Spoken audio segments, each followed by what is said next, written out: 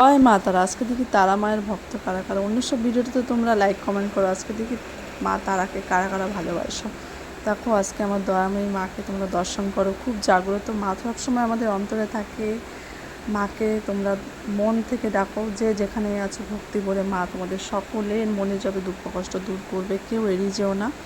তো দেখো আজকে মঙ্গলবারে মাকে জবা ফুল দিয়ে পুজো করা হয়েছে। মা জবা ফুল খুব পছন্দ করে, এটা আমরা সবাই জানি।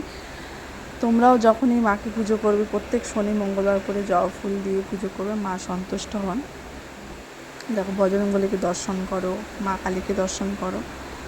মা কালীর দর্শনে, বজরঙ্গলীর দর্শনে যেন তোমাদের সকল সংকট দূরে, বজরঙ্গলী যেন সকল বিপদ থেকে আমাদের সবাইকে রক্ষা করে, সকল ভক্তকে।